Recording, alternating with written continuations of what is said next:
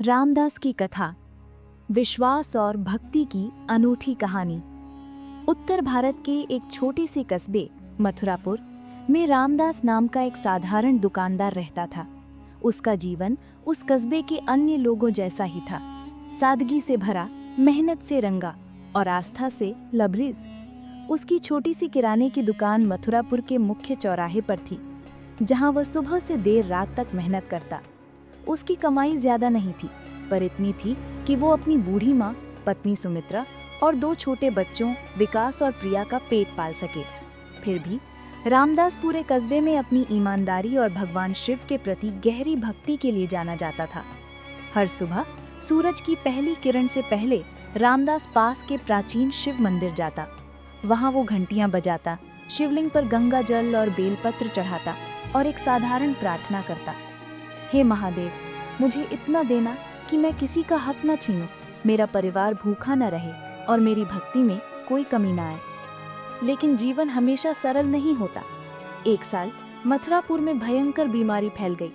ये ऐसी महामारी थी जिसने पूरे कस्बे को अपनी चपेट में ले लिया। लोग डर के मारे घरों में दुबक गए, बाजार वीरान हो गए और रामदास की छोटी सी दुकान पर भी सन्नाटा छा गया। दिन बीतते गए और उसकी जमा पूंजी खत्म होने लगी। दुकान की अलमारियों पर धूल जमने लगी और कई बार तो दिन भर में एक भी ग्राहक नहीं आता। घर में अनाज का भंडार खाली होने लगा। बच्चे भूख से परेशान होने लगे और सुमित्रा का सब्र जवाब देने लगा। एक रात जब बच्चे भूख के मारे रो रहे थे, सुमित्रा ने गुस्से और निराशा में रामदास से कहा, तुम हर सुबह मंदिर जाते हो, प्रार्थना करते हो, फिर भी देखो हमारे बच्चे भूखे हैं। ऐसी भक्ति का क्या फायदा जो हमारे दुख न मिटाए। रामदास चुपचाप सुनता रहा। उसका चेहरा शांत था, पर उसकी आंखों में विश्वास की चमक थी। उसने धीरे से कहा, सुमित्रा, ये भगवान की लीला है। वो हमारी आस्था की परीक्षा ले रहे हैं। अगर मैंने आज भक्ति छोड़ दी तो मेरे जीवन का आधार ही खत्म हो जाएगा।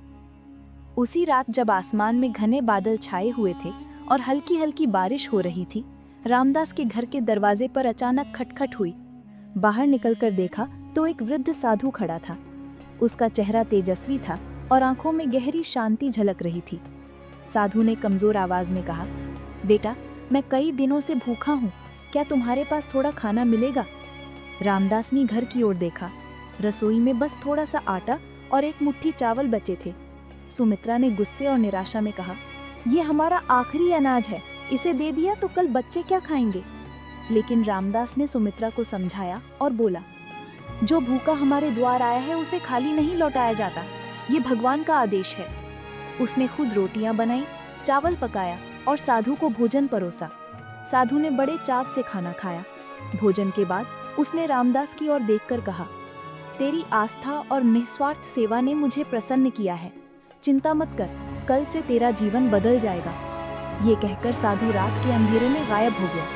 रामदास ने इसे साधु का आशीर्वाद माना और मन ही मन भगवान शिव को धन्यवाद दिया।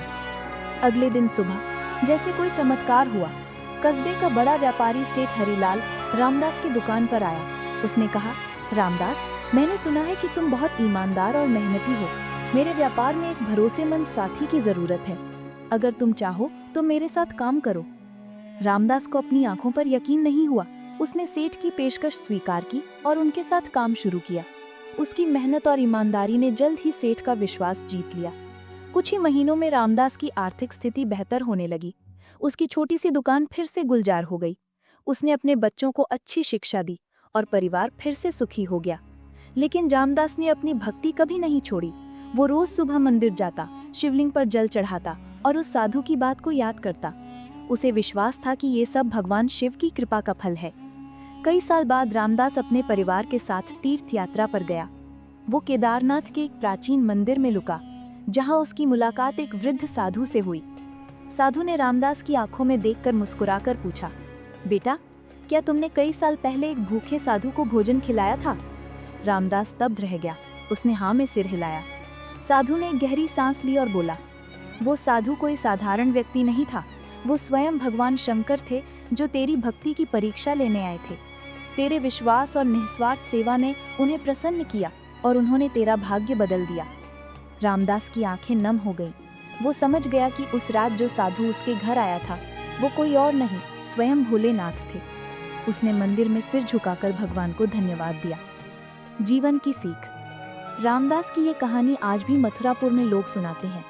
ये कहानी हमें सिखाती है कि भगवान और भक्त का रिश्ता विश्वास, निष्ठा और निस्वार्थ सेवा पर टिका होता है। सच्ची भक्ति केवल मंदिर में दीपक जलाना या भोग चढ़ाना नहीं है, बल्कि कठिन समय में भी आस्था को बनाए रखना है। रामदास की तरह जो भक्त अपने विश्वास पर अडिग रहता है, भगवान किसी न किसी रूप में उसकी रक्षा करते हैं। ये कहानी हमें ये भी सिखाती है कि सच्ची भक्ति वो है जो दूसरों के दुख को देखकर पिघल जाए और सेवा के लिए हमेशा तैयार रहे। अगर आपको ये कहानी पसंद आई तो इस वीडियो को लाइक और शेयर करना ना भूलें। हमारे चैनल को सब्सक्राइब करें और बेल आइकन दबाएं ताकि आपको ऐसी ही प्रेरणादायक कहानियाँ मिलती रहें।